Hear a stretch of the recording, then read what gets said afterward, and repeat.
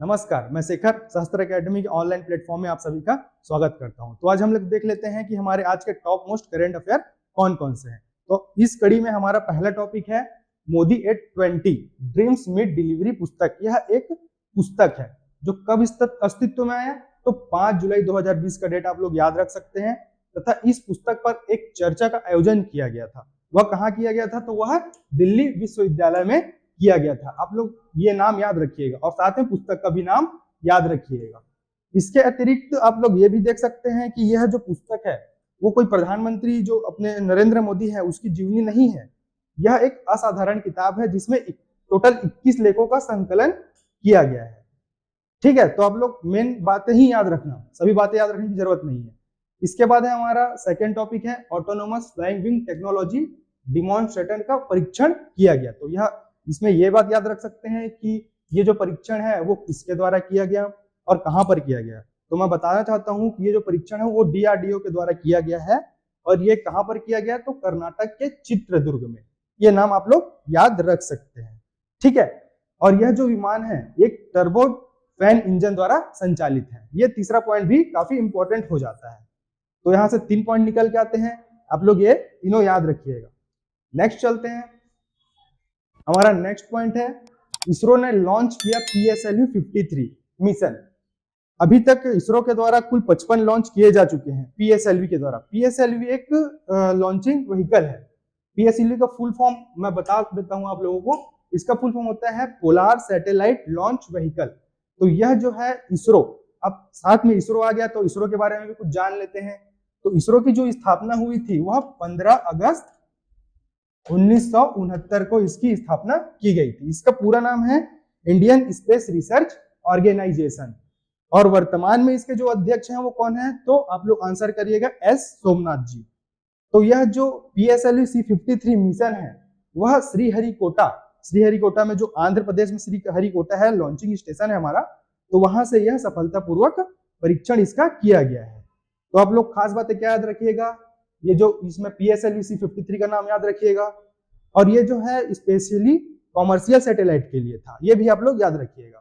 साथ में इसरो के बारे में भी कुछ याद रखिएगा, कब स्थापना हुई, उसका पूरा नाम क्या है और ये जो मिशन है वो कहां से स्थापित किया गया, ये कहां से प्रक्षेपित किया गया, ये भी आप लोग याद रख सकते हैं। इसमें इसके अतिरिक्त जो NSIL है वो इसरो की एक वाणिज्यिक शाखा है। NSIL का फुल फॉर्म होता है न्यू स्पेस इंडिया लिमिटेड। तो आप लोग ये भी साथ में याद रखते चलिएगा। अब आ जाते हैं हमारे नेक्स्ट टॉपिक पे, भूस्खलन। अच्छा, भूस्खलन होता क्या है? मिट्टी, ढलान, ये जो वनस्पतियां या कुछ भी चीज जो कि नीचे ढलान के रूप में नीचे खिसकती है, जब जमीनी भाग में नीचे खिसकती है, तो उस कंडीशन को हम लोग भूस्खलन कहते हैं। इससे हमारा देश का जो उत्तर पूर्वी राज्य है वो काफी अधिक प्रभावित होता है। तो भूस्खलन 2 टाइप के हो सकते हैं, एक मानव के कारण से होता है, दूसरा होता है प्राकृतिक कारण से। अब मानव के कारण से क्या क्या हो सकते हैं, जैसे कि नाभिकीय परीक्षण करना या अनुचित रूप से वृक्षारोपण करना, ऐसी कई मानवीय कारण हो सकते हैं जिससे भूस्खलन की समस्या उत्पन्न होती है। इसके अंतर्गत हम देखते हैं प्राकृतिक कारणों में तो ज्वालामुखी उद्गार होता है, जो वोल्केनो, और साथ में और क्या बोल सकते हैं, जो प्राकृतिक रूप से भूकंप आते हैं उसके कारण भूस्खलन की समस्या हो जाती है, बाढ़ आते हैं, बाढ़ से भूस्खलन की समस्या उत्पन्न हो सकती है। तो आप लोग ये ध्यान रखते चलना कि ये भूस्खलन जो नाम है वो चर्चे में अभी क्यों आया। तो जो अभी मणिपुर का जो एक गांव है मखुआम गांव जो किस जिले में है, मणिपुर के नोनी जिले में है। तो वहां पर एक अभूतपूर्व, इससे पहले कभी हुआ नहीं था इस तरीके का भूस्खलन, इससे बहुत ज्यादा नुकसान वहां पे हुआ है, तो इसीलिए ये खास चर्चे में आया है। तो आप लोग यहाँ से बस ये याद रखना कि ये कहां पर हुआ, तो मणिपुर में हुआ। मणिपुर कौन से गांव में, तो मखुआम गांव में। बस, और एक्स्ट्रा चीज याद रखने की जरूरत नहीं है इसमें। नेक्स्ट टॉपिक है स्वावलंबी गौठान। स्वावलंबी गौठान जो है वह किसके द्वारा, यह किसके अंतर्गत दिया गया है स्वावलंबी गौठान, तो ये गोधन न्याय योजना आप लोग याद रखिएगा। इसके अंतर्गत गौठान का निर्माण किया जाता है, साथ में जो गोबर की खरीदी होती है वहीं पे की जाती है। तो स्वावलंबी गौठान के नाम से आप लोग को स्पष्ट हो गया होगा कि ऐसा गौठान जहां पर गोबर तो खरीदते हैं लेकिन उसके भुगतान के लिए सरकार के पैसे या खर्चे पर डिपेंडेंट नहीं है, ये खुद से अपना भुगतान करते हैं। तो इस तरीके के टोटल गौठानों की संख्या कितनी हो चुकी है, तो ये याद रखना आप लोग 3089।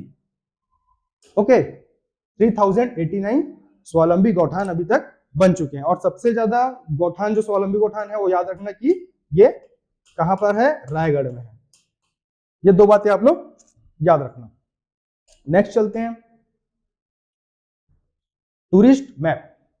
अब ये टूरिस्ट मैप जो है इसका विमोचन 5 जुलाई 2022 को मुख्यमंत्री के द्वारा कहां पर किया गया, तो आप लोग याद रखिएगा गौरेला पेंड्रा मरवाही जिले में। अच्छा, गौरेला पेंड्रा मरवाही जिले का नाम आ गया, तो इसके साथ आप लोग ये भी याद रख सकते हैं कि जो अरपा महोत्सव होता है, अरपा महोत्सव गौरेला पेंड्रा मरवाही में ही सेलिब्रेट या मनाया जाता है। तो जो अरपा नदी का उद्गम भी है वो भी जीपीएम से ही है, मीन्स गौरेला पेंड्रा मरवाही। तो आप लोग यहाँ पे क्या याद रखिएगा कि टूरिस्ट सर्किट मैप, जो टूरिस्ट मैप है उसका विमोचन कहाँ पे किया गया, तो गौरेला पेंड्रा मरवाही में किया गया। किसके द्वारा किया गया, तो याद रखना कि मुख्यमंत्री भूपेश बघेल के द्वारा किया गया है। ये किस लिए किया गया है, तो हमारे धार्मिक पर्यटन स्थल और ऐतिहासिक पर्यटन स्थल जो है ना उसको बढ़ावा देने के लिए ही किया गया है। तो आप लोग साथ में ये बातें याद रखते चलिएगा। नेक्स्ट देख लेते हैं, हमारा नेक्स्ट टॉपिक है जनजाति कौशल विकास केंद्र। अब जो जनजाति कौशल विकास केंद्र है यह भी कहां पे प्रस्तावित है, तो यह भी गौरेला पेंड्रा मरवाही से संबंधित है। कब, तो मुख्यमंत्री जी ने अभी घोषणा किया कि 5 जुलाई 2022। आप लोग डेट याद रखिएगा। और ये जो जनजाति कौशल विकास केंद्र की स्थापना है यह किसके द्वारा किया जाएगा या किसके सहयोग से किया जाएगा, तो आप लोग ये याद रखना कि इंदिरा गांधी राष्ट्रीय जनजाति विश्वविद्यालय जो अमरकंटक में है उसके और छत्तीसगढ़ सरकार के बीच या छत्तीसगढ़ शासन के बीच एक क्या हुआ है, MOU हुआ है। उसके अंतर्गत इसका स्थापना किए जाने के बाद अस्तित्व में आया। तो यह जनजाति कौशल विकास से संबंधित है। बस ज्यादा कुछ याद रखने की जरूरत नहीं है आप लोगों को, बस ये याद रखना कि कब, कहां, क्यों और किस उद्देश्य से हुआ और किसने उसको स्टार्ट किया, ये बस याद रखना आप। सेकेंड टॉपिक है मोर आखर और स्पोर्ट्स फॉर डेवलपमेंट। अब ये मोर आखर और स्पोर्ट्स फॉर डेवलपमेंट जो है वो प्राथमिक स्कूल से संबंधित है। वहां के बच्चों को शारीरिक, मानसिक, बौद्धिक विकास करते हुए शैक्षणिक तथा प्रायोगिक रूप से सक्षम बनाने के लिए यह जो डेवलपमेंट कार्यक्रम है वो स्टार्ट किया गया। तो यह 5 जुलाई 2022 को किया गया। यह भी गौरेला पेंड्रा मरवाही जिले से संबंधित है और यह मुख्य रूप से नवाचार कार्यक्रम के अंतर्गत समाहित किया गया है। नवाचार मीन्स इनोवेशन स्कीम। इसके अलावा आप और क्या याद रख सकते हैं, मोर आखर जो है गौरेला पेंड्रा मरवाही के 299 प्राथमिक शालाओं में क्रियान्वित किया जाएगा।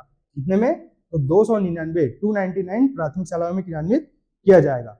इसके अतिरिक्त जो स्पोर्ट्स फॉर डेवलपमेंट है उसके अंतर्गत स्पोर्ट्स की सुविधाएं बढ़ाने तथा बच्चों को व्यवहारिक प्रायोगिक रूप से विकसित तो किया ही जाएगा, साथ में शारीरिक रूप से सक्षम बनाया जाएगा। इस उद्देश्य से यह जो कार्यक्रम है वो स्टार्ट किया गया है। ओके, तो आप लोग यहां से 2-3 पॉइंट ही याद रखिएगा। नेक्स्ट है विश्व UFO दिवस 2022। अब ये UFO क्या है, UFO मींस, UFO का मतलब होता है, इसका फुल फॉर्म होता है अनडिफाइंड फ्लाइंग ऑब्जेक्ट।